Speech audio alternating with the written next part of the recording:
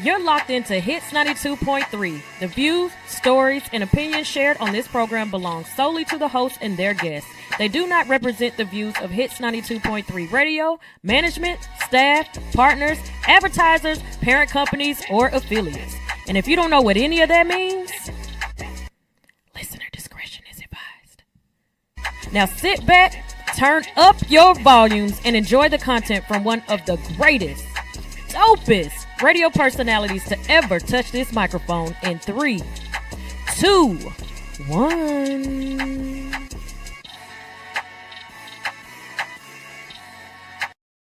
You're listening to the King Raphael Show. I am your host, King Raphael. I hope all is well with everybody out there. As you can see, I have my daughter with me today. Yes, it's bring daughter to work day today. So I'm so glad that she's here to enjoy things. I kind of want her to be around a lot more just to witness and soak up. So I knew she was going to be here. So I kind of got something that I believe is right up her alley, some things that she can remember in this life. I got some stories for y'all. We're going to be talking about the animal kingdom of life and what animals teach us about human behavior. And I know these type of stories are things that, not only adults, but children can definitely relate to and remember. So I hope that not only her, but we all can really gravitate to some of these stories, and we'll probably find ourselves in many of these stories that I have to share with you today. So it's been an interesting journey. I will say, and I want you to understand something, that tonight is not necessarily about animals, but tonight is about you. Okay. So as we get into it, and as we get into it a lot more, what if I told you that a snake can teach you about anger? Hey, what if I told you that a deer can teach you about letting go of your past? Now, what if I tell you that a frog can teach you how to slowly become trapped into toxic situations? So we're going to really talk about a lot of these things, because every day people are carrying anger where they should have released years ago. Every day people are holding on to old relationships that continue to wound them. Every day people are starting at old mistakes, and they keep staring at old mistakes while missing new opportunities. Every day people are adapting to environments that are slowly destroying them. Every day people are wasting energy fighting battles that don't deserve their attention. And every day somebody is living beneath their God-given potential, and that's because they accepted limitations that was theirs never to carry. So tonight we're going to talk about it all. We're going to talk about anger. We're going to talk about relationships. We're going to talk about trauma, y'all. We're going to talk about identity. We're going to definitely talk about purpose. And before this show is over, I believe that many of us will definitely, as I already told you, going to recognize ourselves in some of these stories, because these just aren't animal stories. These are life stories. These are your stories, and one of them is definitely my story. But you know what? And inside of each one of these lessons that can change the way you see life forever. So buckle up, open your mind, and open up your heart, and prepare to elevate, okay? Because tonight we're entering the animal kingdom of life. And trust me, by the end of this show, you ain't gonna even look at animals the same, right? Especially yourself. So this is the King Raphael Show. Are y'all ready to elevate? Let me see some nods out there. Let me see some thumbs up. My Instagram live, my TikTok live. I see y'all. Are y'all ready? I see you, Rick, the wealth coach, on here. Thank you for joining. I see quite a few of y'all joining. And I see my daughter want to tap me on my shoulder. Yes, baby. Okay, see, that's what we're going to do while we live on air. So she wants to talk. She wants to be famous. So we'll definitely blow her up today. I'll give her a chance to talk to y'all as well and see what she has to say. All right, so I'm not a hunter, but I'm told that In indigenous tribes, they would take a blade and they would freeze it in ice, and then they would coat that blade with blood. And then after that, they would just sit back and wait. Now, what they're waiting on is a hungry animal to come by. And one day, while they were sitting back waiting, a wolf came by, and its hunger made it lick the blade. The reason why it licked the blade, because it didn't see the blade. The blade was only protruding a little bit from the ice. And basically, the blood was coating over the ice and everything. So as it licked the blade, guess what happened? It cut his tongue. And then there was more blood. So now you have this wolf thinking that it's having a really good feast. But it wasn't. It wasn't having a good feast at all, right? It's actually licking its own life away. So it doesn't realize the danger that licking the blade is what it's doing to it, because it's opening up the wounds. It's opening up the cut even more. It didn't realize the danger until it was too late, because the more and more that it licked at its own blood, it bled to death. Now, think about this in our communities. They set traps. Think of drugs, right? Think of quick money schemes. They all look like a good meal, but they always end up harming themselves, and they end up cutting into their own future. So the psychology here is self-deception. We believe that we're winning, and we're blind to the harm. So let's elevate beyond the trap. You see, we got to recognize that the blade, what it's there for. See, we got to choose to build ourselves up. Now, that's how we break free. But you see, in this story, there was temptation. And a lot of times, the things that traps us are our temptations or our hungers, right? But a lot of times, these traps are self-deception. And self-deception is always and usually disguised as pleasure. You see, the wolf was drawn by the taste of the blood. Likewise, people are often drawn by the taste of temptation, not even recognizing the actual danger. So the enemy often uses deception and temptation to destroy people from within. You see, the enemy is tricky, y'all. So you got to be very, very careful on how you move.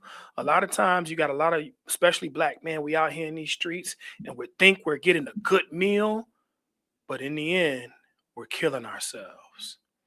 So I want to talk to you about another one. Sunshine, can you pull up the first picture that I have about a trap? Because a lot of times when I think about brothers in a trap, it's almost this is like what they do. This is why I created this image for y'all to look at. It's almost like with you see money on the ground and you're picking it up, right? And you keep picking it up. Everything seems normal and you're still picking money up. You got $100 bill lying on the ground. It's crisp. You pick it up, put it in your pocket. Nobody else around, so it's yours. Easy money. It's free money. A few steps later, you find another $100 bill, then another and another, right? Then your excitement starts to grow and you stop asking questions like, where's this money coming from? Then you stop paying attention to your surroundings. A lot of times I hear street people say they get addicted to the money. Getting addicted to it, right? Getting addicted to that easy money. Then you stop even thinking or caring where the money is coming from, because all you can see is what you're gaining. And then you get another 100 here, 200 here. Oh, here go a little stack of $500 right here. And with every bill you collect, your shift focus away from other realities. So the closer towards the closer from your reality and closer to your reward, right? So eventually, the distance you see makes your heart race, because you see a huge pile of cash. There it is, right there. It's a stack of money. Stack of money. Now you know you want that money, so here you go. You go for it. It's the most money you've ever seen in your life. Enough to solve all your problems. Enough to pay all your bills. It's enough money to make all of your dreams come true. At least that's what you think. Now, without hesitation, you run towards. You can move the picture. Now, without hesitation, you run towards it. You didn't inspect the area. You didn't go through your usual plug this time. You didn't vet this new contact out. All y'all hustlers know what I'm talking about. You didn't ask where's the money coming from or why is this such a great deal? Why is this the best deal or best prices I've ever received? You don't even question it like you should. You just feel like, hey, this is my season. I'm being blessed right now. Thank you, God. You only see the reward. Now, as you step towards to grab that pile of cash, you suddenly hear a loud slam. Bam! That's the cage door closing behind you. Yep, them police got your ass. That's right. Now you trapped. And for the first time, you realize something. That money was never the goal. You were. You see, it's something out there that's after you, that's trying to trap you. If you didn't see these verdicts this week, right? Releasing Mr. Child, how the brother got killed, just different traps. Or how the brother who stabbed that white boy and now he's in jail for the rest of his life, different type of trap. See, you are the one that's being hunted.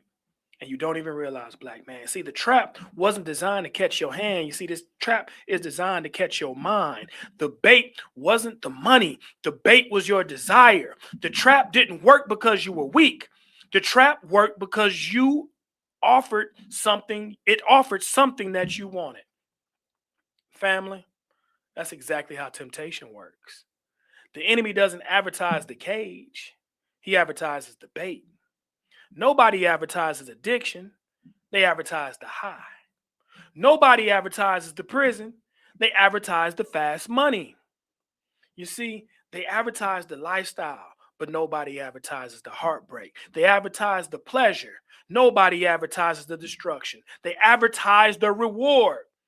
That's why every trap has bait. And the more attractive the bait is, the more dangerous the trap. You see, the Bible says in Proverbs 14, verse 12, there is a way that seems right unto man, but the end thereof is the ways of death.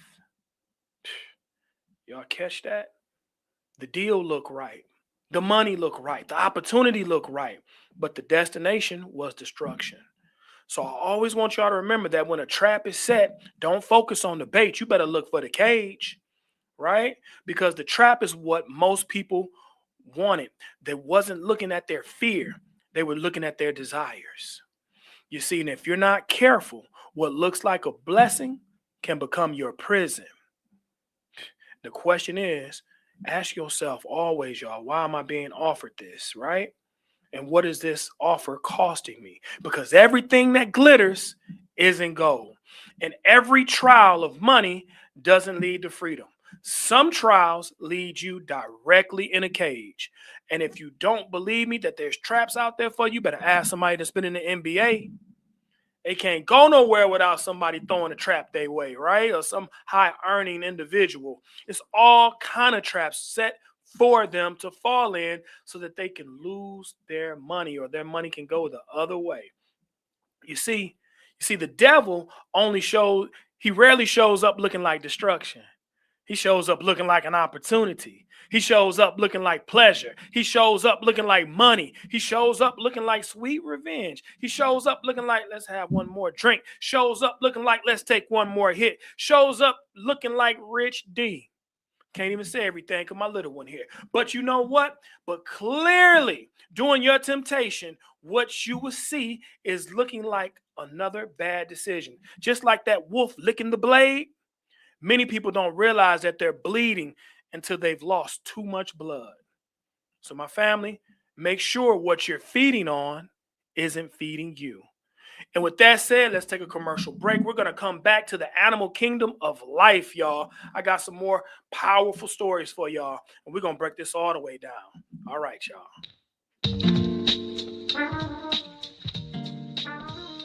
Hi, I'm Professor G, the Airbnb King. When I first started my Airbnb business in 2019, I made a lot of mistakes. I really needed a mentor, but one mistake I didn't make was giving up. And since I didn't give up, 18 months later, I cleared my first six-figure income, which allowed me to quit my lucrative job as being a college professor at Spelman College and do this full time. and I never looked back. Since then, I've acquired properties in Atlanta, such as downtown, Midtown, Buckhead, even moved over to the West End, became the Airbnb king, got more confidence, started buying properties in Miami. Ever since then, I knew skies was the limit and Monopoly was the game for me. So believe in yourself. You will and you can win at this game. Book with the Airbnb king. We're gonna make some silent moves, but loud results.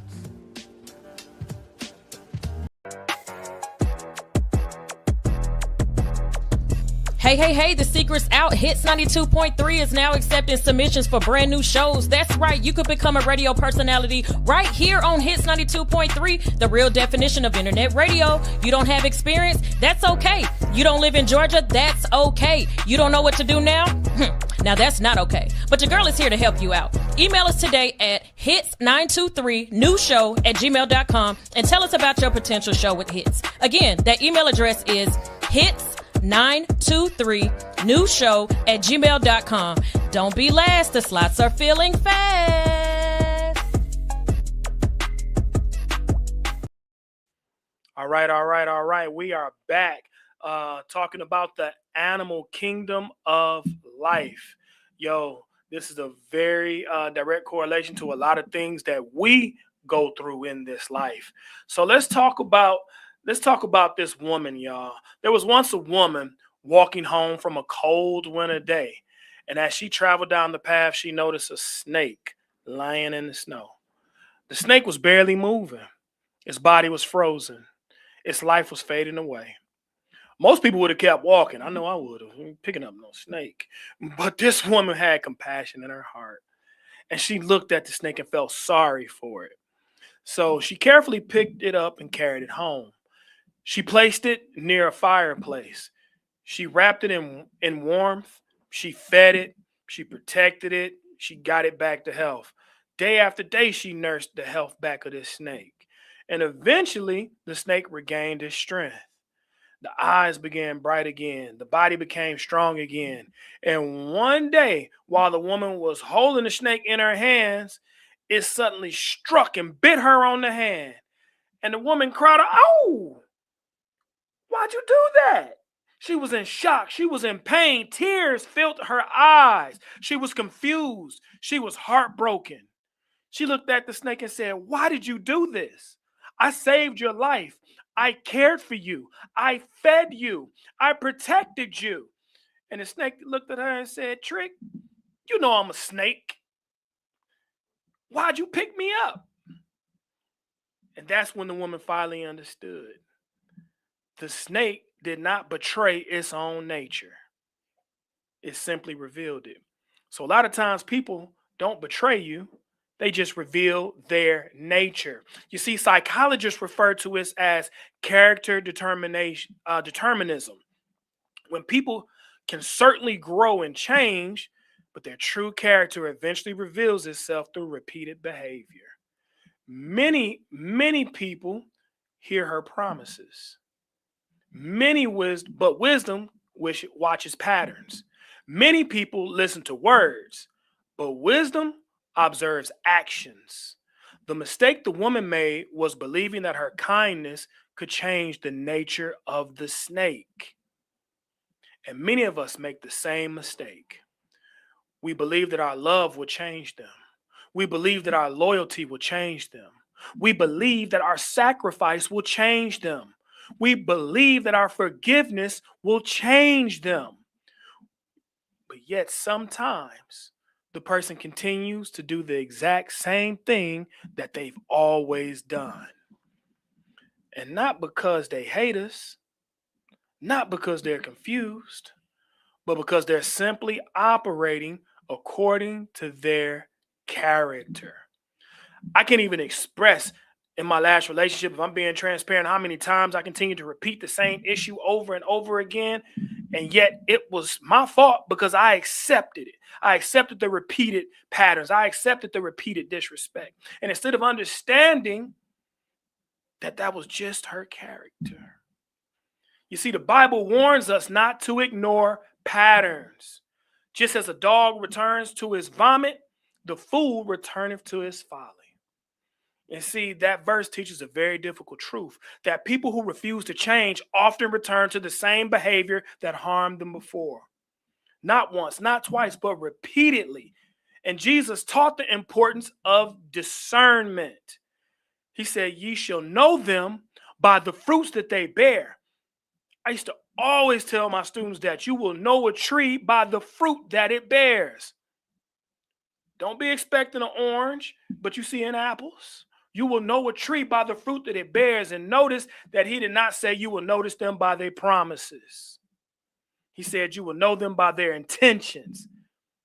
And he said you will know them by their fruit. You see, the fruit is the evidence. The fruit is the behavior. The fruit is what repeatedly grows from the tree. And a healthy tree produces healthy fruit. But a corrupt tree produces corrupt fruit. And eventually, every tree reveals what it truly is. But a lot of times we get caught up. A lot of times we move too fast. A lot of times we do not wait. We don't wait to see people in their entire season. See, we like to be around in springtime when it's warm and summertime when it's hot, when it's all good, but then we move too fast. But we don't wait to see what winter looks like with this person. We don't wait to see how fall falls because we fell in love, right? We just jump in too quick. Always take your time in this life. This life is not to be rushed. This life is to see people and see things in every single season of life. Do you hear me? In every single season of life. Because eventually every tree will reveal itself. You see, many people are carrying wounds today because they're confused with their potential character. You see, they saw someone who could become something in their lives. But God was showing them what the person already was. You see, love without discernment is very dangerous. Compassion without boundaries can become costly. And forgiveness without wisdom becomes permission. And sometimes the most loving thing that you can do is stop giving access to someone who repeatedly hurts you. And that's why you got to be very careful, because sometimes the greatest act of self-love is recognizing a snake before it bites you. That's deep. That's deep. I want to share another story. There was an animal in the woods. It was a deer walking through the woods, and it got caught in a trap.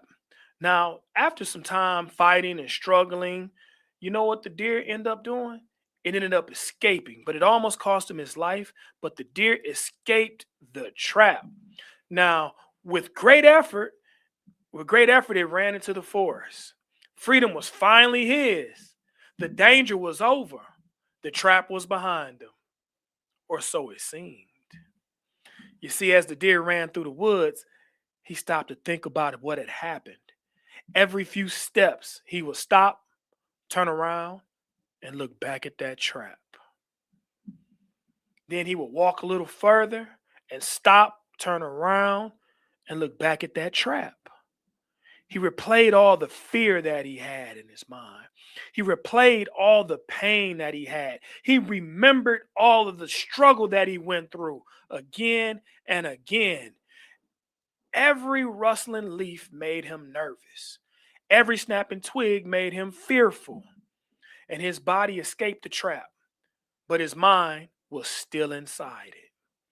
Instead of focusing on where he was going, he became so obsessed to where he had been that every few steps looking back again and again and again, soon the deer got so distracted that he failed to see what was in front of him. A cliff stood directly in front of him, and he was so busy looking back that he fell into that cliff. He fell over the edge and died. You see, the moral of the story here, it wasn't the trap that destroyed the deer. It was his inability to move on, his inability to move forward. Psychologists call this rumination. You see, rumination occurs when we constantly replay painful experiences, failures, betrayals, regrets, and disappointments in our minds. We revisit the conversation. We replay the argument. We relieve the heartbreak. We reverse the failure. We keep running into moments that we cannot change. And while we're busy staring at yesterday, we miss what God is doing today. You see, most people are no longer trapped by their circumstances. They are trapped by their memories. Y'all caught that? You've been out the situation. You have been delivered, but you can't deliver your mind. And you get trapped in a relationship that ended years ago. You get trapped in failure that happened years ago. You get trapped in rejection that happened years ago. And yet you continue to carry it everywhere you go. The feet have moved forward, but the mind is still stuck in reverse. You see, the Bible teaches us the importance of letting go. It says, remember not the former things, neither consider the things of old. But behold, I have a new thing. You see, God has a new thing for you. He's trying to tell you to stop staring at what was so I can show you what can be. But if your eyes are always fixed on your old wounds, you'll miss the new blessings, right? I know what it feels like, and I've been there in my own life. So when I replay situations again and again over in my head, I used to wonder, what could I have done differently? Wondering why someone treated me the way that they did. Wondering why did God close this door? But eventually I realized something. Every minute spent reliving yesterday was still in time for what I could be building tomorrow. You see, the enemy doesn't always need to trap you physically. Sometimes he only needs to focus your attention backwards. Because a distracted person is a defeated person. Remember, the deer escaped the trap, but it never escaped the memory of the trap. And because of that, it lost sight on the path ahead, and that's what caused its demise. So I need you to hear me carefully. Your past may explain you, but it does not have to define you. That betrayal happened. That disappointment happened. That mistake happened. That loss happened. But don't allow that chapter in your life to become the entire story of your life. You see, God is not through with you. Still writing stories for you. Still creating new memories. You cannot drive a car by looking and staring in the rear view. You cannot walk into the future while living in your past. You get that? So let's stop revisiting what broke you.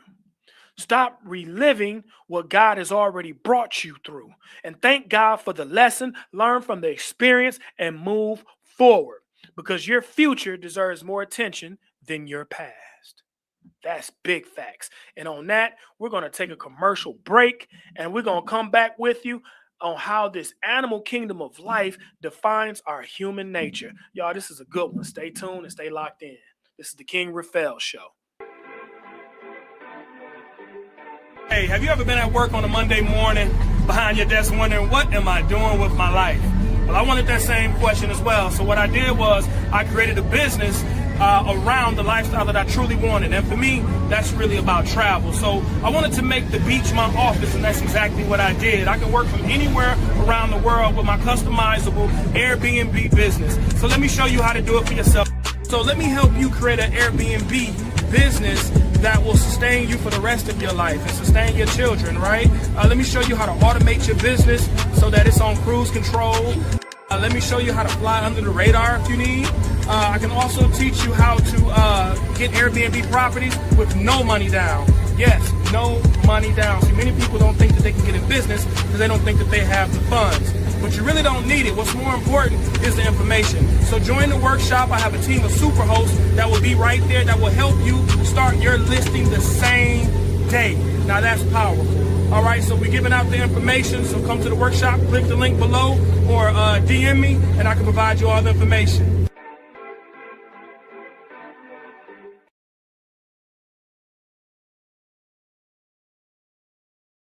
You're listening to the King Raphael Show, where elevation is the expectation. And we have an amazing show talking about the animal kingdom and a lot of these principles and parables, y'all, that we're learning through animal nature. And here's one that's a pretty good one. I know you've heard it before, but I want to give my little twist on it. You know, it's about the frog in the pot, right? And that pot slowly becomes a silent trap. I know we've heard it before. So, you know, even before I go further, I was just talking to my daughter about which one of these stories has really caught her attention the most. All right. It was interesting. Alani, which one caught your attention the most? What did you tell me? The one that had the snake and how it came out and betrayed its owner but didn't betray its nature. It betrayed its owner, but it didn't betray its nature, right? So everything is always going to be true to its nature, right? Mm-hmm. So that means you got to take your time to see the nature in anything so that you can know how it functions and how it will move in your life and how it will treat you, because everything and every person will always be true to their nature. So I hope you always remember that lesson for the rest of your life, okay? So there was a frog that was placed in a cool pot of water. The water felt comfortable. The water felt safe. The water felt relaxing. There was no danger, nothing to be alarmed about, no reason to leave. As the frog rested in water, someone turned on the heat very slowly. Minute by minute, degree by degree, the temperature began to rise. See, at first, the frog barely noticed it. And the frogs, you know, they're cold-blooded creatures, so it simply can just adjust its body temperature to match its environment. The water became warmer. The frog adjusted. The water became hotter, and the frog adjusted again. The heat continued to rise. The frog continued to adapt. And what was once had felt very uncomfortable gradually became normal. What was once would have felt dangerous gradually felt acceptable. You see, the frog never realized that it was adapting to an environment that was slowly destroying it.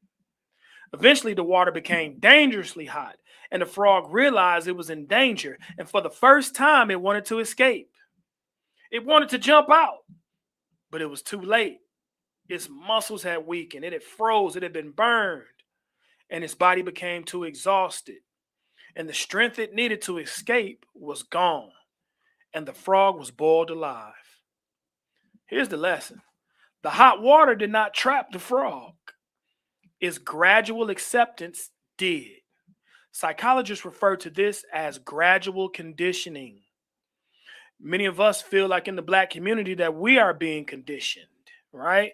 I've even heard a joke say our conditioning is being conditioned, right?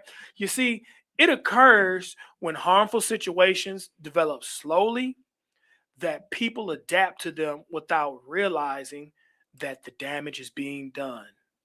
The stress increases little by little. Manipulation increases little by little. Disrespect increases little by little. Addiction increases little by little. Compromise increases little by little. And because the changes are gradual, they rarely trigger immediate response. You see, in the frog, if it had been dropped directly in the hot boiling water, it would have jumped out immediately. The danger would have been obvious. And the same is true in our lives. You see, if someone mistreated you on the first day, the way that you mistreated, I'm going to say that again. So if someone mistreated you on the first day, the way they mistreated you after 5 years, you probably would have walked away immediately. Now, if company showed you all the stress, all the burnout, all the sacrifice, all the upfront BS that they were going to give you, you might never have taken the job. But if an addiction revealed its full cost on day one, that it might be hair loss, teeth loss. You might pawn all your stuff, right? You probably wouldn't even start at the habit. But it doesn't happen that way. The heat comes slowly, so slowly that we learn to tolerate it. That's the conditioning. Until one day we wake up and realize that we become trapped by something we once believed is wrong.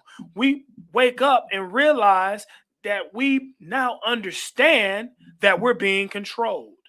And see, the Bible warns us about small compromises. The enemy rarely destroys our lives overnight.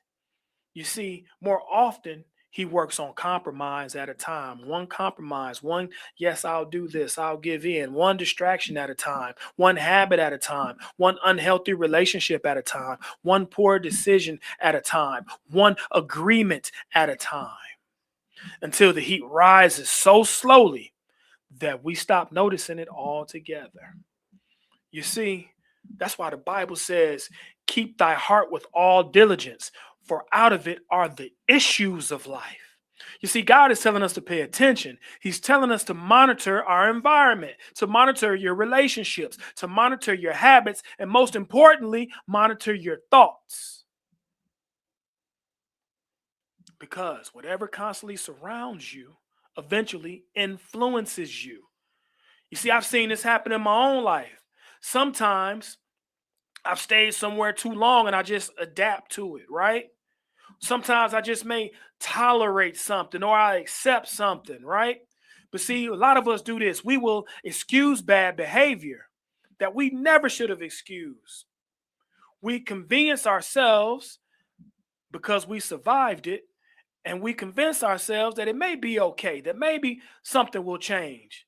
But survival is not the same as health, and endurance is not always wisdom. Sometimes wisdom says jump before the water gets hotter, before your spirit becomes weaker, before the damage becomes permanent. But many of us don't have the discernment to listen.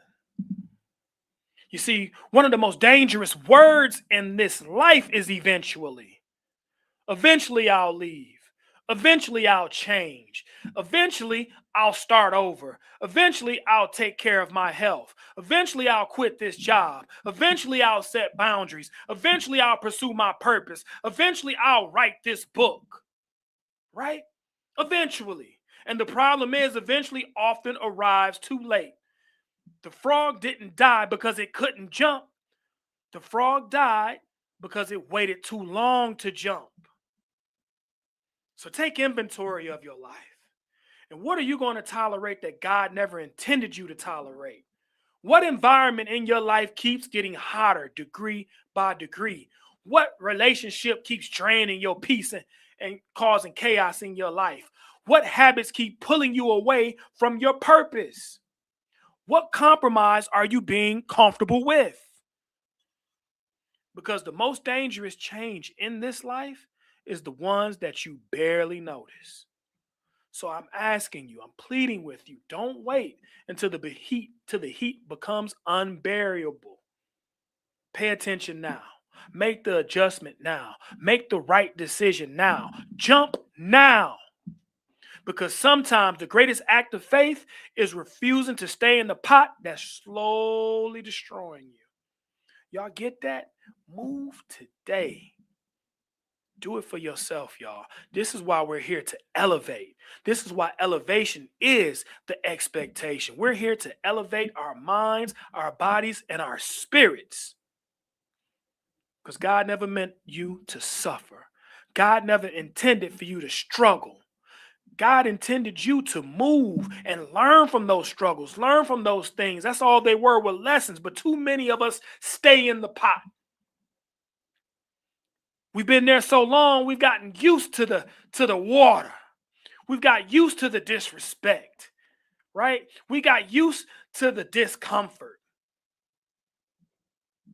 And we're not listening to God when he says jump. This is why you got to walk in the spirit so that you can move when God says move. But that's why we got to work on our discernment, y'all. I got another one for you. Let me move forward. I call this one the eagle and the crow, the power of rising above. So high above the mountains, an eagle soared in the sky, its wings stretched wide. Its eyes were fixed on the horizon. Its focus was clear. Its purpose was forward. And as the eagle flew, a crow suddenly landed on its back. And the crow was much smaller and definitely much weaker. No match for the eagle's strength, but yet the crow began pecking on the eagle's neck. Again and again, peck, peck, peck at the eagle's neck. And those sharp pecks were irritating. They were painful and they were annoying. The eagle felt every strike, but something remarkable happened. This eagle, it didn't fight back. It didn't. It did not turn around, try to bite it. It did not waste energy arguing with the crow. Instead, it ascended to a higher level. The eagle began to spread its wings and fly higher and higher and higher. And the crow continued to peck and peck and peck. And the eagle continued rising and rising. And what happened when that happened? The altitude increased and the air began to decrease. The air became thinner. The oxygen became scarce, right? The eagle was built for those heights, and the crow was not. Soon after, the crow struggled to breathe. Its strength faded, its wings weakened, and his body could no longer handle the environment that the eagle thrived in. And eventually, the crow lost his grip and fell all the way out the sky. And look at that. The eagle never attacked it. The eagle never fought. The eagle defeated the crow by simply rising above it. Psychologists refer to this concept as higher ground response. Rather than reaching emotionally to every attack and responding to every criticism, to every insult you receive, every provocation that somebody tries to do, a person chooses to elevate beyond the conflict. This principle is powerful because many battles are designed to distract us, not defeat us. Many people spend their lives fighting crows, arguing online, defending themselves against every critic, responding to every insult, explaining themselves to everybody who already have it in their minds not to agree with them anyway. See, one thing that we do is we try to win arguments that have no reward. And then that's what we call fighting crows while you're neglecting your own purpose. You see, the crow wanted the eagle's attention. The eagle focused on its destination. Now that's wisdom. You know who I heard provide that wisdom one day in a conference? Michelle Obama. Y'all remember that when Michelle said, when they go low, we go high. I get it. I understand that now. When they go low, we go high because they can't live up there with you. Right? They can't even breathe your air, be up in your altitude. See, that statement reflects a timeless truth. Not every attack deserves a response. Not every insult deserves a rebuttal. And not every critic deserves your energy. Some people can't even reach your level, so they try to pull you down to theirs. You see, the Bible even talks about that principle. It says, wait on the Lord and renew your strength and mount up your wings just as eagles. And I believe that's what it meant. Notice what eagles do. They rise, they soar, they elevate. And see, God never called us to be beneath our purpose. He caused us to rise above the distractions, right? So as we understand that, y'all, in this life, when there are going to be some people that are assigned to you, because the enemy assigns things to you, y'all. They're designed to distract you. There's going to be some people assigned to discourage you. There're going to be some people assigned to provoke you. But remember this, the crow survives at low altitudes. The eagle thrives at high altitudes. So when people attack your character, rise. Who are you, the crow or the eagle? I'll let you think about that one and you make the decision for yourself so that one day you can stop fighting every crow and spread your wings. Okay? All right. I want an eagle is a powerful bird. So powerful, like when you read the Bible, God actually refers to himself as an eagle. There's a few animals that he refers himself to, a lion as well, but definitely an eagle is one of them. So I got another story about an eagle that I want to share with you real quick. But before I share that with you, I want to talk to my daughter briefly. Alani, how you doing today? You good? She wanted to be on camera. I told her if you sit in a position of power, you got to be powerful. Alani, she tried to move. I wouldn't let her because she had already sat down and been in the shot. Alani, can you give us a few of your principles, if you don't mind, that we go over things that we go over at home? Uh-oh. But I know you're gonna do it for your daddy. How many? What's number one? I'll stop in a few. I won't go too far, but let's go through a few. What's number one? Always do your best. Number two? Respect and value others. Respect and value others. Number three? Treat how you want to be treated. I can't hear you. Treat people how you want to be treated. Okay, treat people how you want to be treated. What's number four? I love the God inside of me. Love the God inside of me. Love yourself and love the God inside of you. Number five? I'm a leader, not a repeater. I'm a leader, not a repeater. Number six? I have high moral standards. I have high moral standards. Number seven? I am humble. I am humble. I can't hear you. I'm humble. I'm humble. She's not even reading these, y'all. Top of her mind. Number eight? I have control over my emotions at all times. I can't hear you. Please speak clearly over the microphone. I have control of my emotions at all times. Very important. You must have control over your emotions at all times, because a lot of these distractions are emotional based. Number 10. Gentry's never quit. Gentry's never quit. Number 11. Tell me about your body. It's a temple. Your body is a temple. Say it again. Number 11. My body is a temple. Number 11. My body is a temple. There you go. That's right. Number 12. Don't rush to be grown. Ooh, I'm going to stop right there. Don't rush to be grown. We got plenty of principles. She knows about 22 principles, y'all. And I'm so proud of her. She learned these from the top of her mind. She can just recite them. And I hope the hopes of these principles are to ingrain them in her. So if I'm not around or her parents are not around, she knows how to conduct herself. And then she knows when she violates one of them. If she don't do your best, that's number one. Always do your best, because if you don't, it's a violation of rule number one.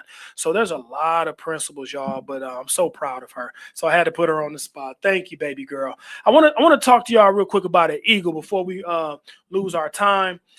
There was once a little Indian girl, y'all, that was walking through the woods.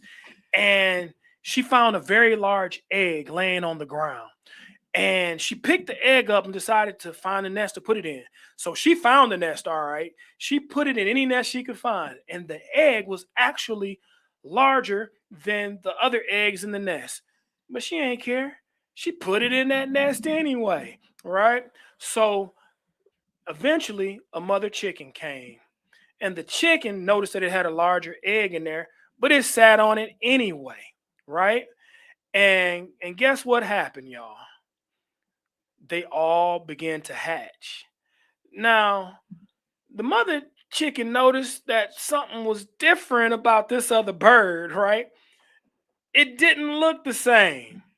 It was unlike the others, right? But she cared for it anyway, as a mother chicken would. So as they all emerged, y'all, guess what it was? It was an eagle. So here you have a baby eagle growing up with chickens. And from the very beginning, it was different. Its wings were larger. Its feet were stronger. Its beak was sharper. Its frame was bigger. And because it was raised among chickens, it learned to live like a chicken. It scratched the dirt like a chicken. It clucked like a chicken. It talked like a chicken. It dreamed like a chicken. And after years passed, the young eagle noticed something, that it looked different from its brothers and sisters. Its wings stretched out further than its brothers and sisters. Its body stood taller, and something inside of it felt different. Yet every day it was reminded that it was in a coop. doing what chickens do, living how chickens live, accepting limitations never designed for it. Then one day, as it was pecking on the ground, it looked up in the clouds and it saw a magnificent bird soaring through the sky. And this bird wasn't struggling, it wasn't even flapping its wings, it was just soaring, it was gliding effortlessly. And something happened to that young eagle. In his heart, began to race. Its spirit became alive. And for the first time, it felt a connection to something greater. And it looked at the bird and asked, "What is that?" The chicken laughed and said, "That's an eagle, the king of birds. He flies where we can never go." And the young eagle started looking upwards, and something deep inside whispered, "That's what you are." But the chickens quickly interrupted that. They were like, "Don't even think about it. You're a chicken just like us, and you belong here, right here on the ground. So know your place." And the eagle lowered his head and returned pecking in the dirt and spent the rest of his life living like a chicken. And that eagle died, never knowing that it could fly. Psychologists call this identity conditioning. When people spend enough time in an environment, they often begin to adapt to the limitations of the environment, even when those limitations did not belong to them. The eagle wasn't trapped by its wings, it was trapped by its beliefs. Many people today are living exactly like the eagle. They're born for greatness, born with gifts, born with purpose, born with vision. But somehow, along the way, they accepted the labels that was never theirs, that was in place on them by somebody else. Sometimes it's members in your family, sometimes it's your friends or people right around you. Someone told them that they weren't smart enough. Someone told them that they weren't qualified enough. Someone even told them that they weren't attractive enough. Someone told them that we're not compatible enough. Someone told them to stay in your place. And after hearing it long enough, they just believed it. You see, the tragedy wasn't the eagle couldn't fly. The tragedy was that it never discovered that it could. You see, the Bible talks about this, y'all. It says, "For as a man or a woman thinketh, so is he or she." So you are who you think you are. What you believe shapes your life and the life that you live. So if you think like a chicken, you will live like a chicken, even though you were born to be an eagle. This is why you have to be transformed by the renewing of your mind. God is telling us not to let our environment define us. God is telling us that culture should not define you. Don't let fear define you. Don't let failure define you. Just renew your mind, because transforming begins with identity. You must know who you are. I often think about my own life, y'all. And there were moments where I saw limitations, where I attended 4 different high schools. I graduated with a 1.7 GPA. And people wrote me off, y'all. I remember my cousin saying I wouldn't stay in college. I remember when I graduated from high school, a man in my church said, "Surprise of the century." That's how they felt about me. But good thing I didn't feel that way. Good thing I had a praying mother. And happy birthday, Mom. It's your birthday today. I see you. But I had a praying mom who didn't believe I was what the world said I was. And thank God I am who God says I am, the eagle that he developed me to become. And eventually I earned my master's degree at age 24. And I became one of the youngest professors at Spelman College. And today I stand before you with the message of hope and purpose. Why is that? Because God never intended on me to remain where I started. And he never intended you either to remain where you are on the ground. You see, the eagle's greatest enemy wasn't the coop. It was the belief that the coop defined who it was. And as I close, y'all, I want y'all to hear me carefully. Just because you were raised around chickens doesn't mean you're a chicken.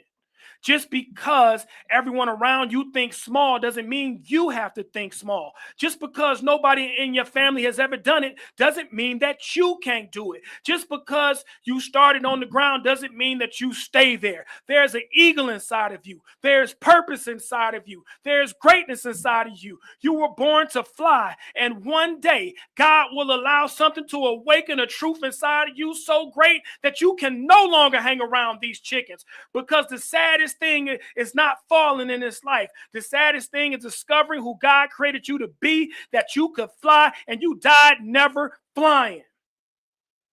I'm here to tell you to fly today, to spread your wings, understand your potential. Your destiny is inside of you. It's simply believing that it is.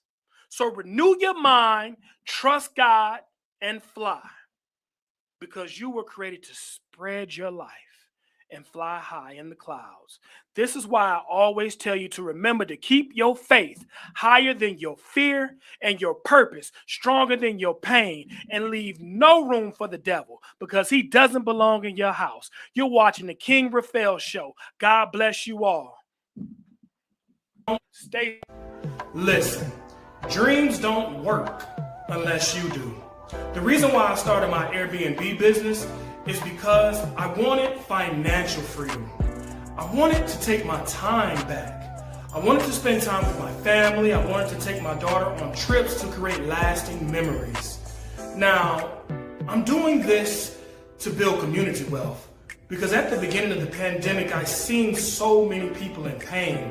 I've watched so many family members struggle. I've seen people lose not only their jobs, but their homes. And it's because of a lack of information. Now, somewhere I read, my people perish because of lack of knowledge. Now, as a college professor over the past 10 years, I've taught well over 10,000 students. Today, it's your turn. Click the link below to get started, and I'll see you on the other side.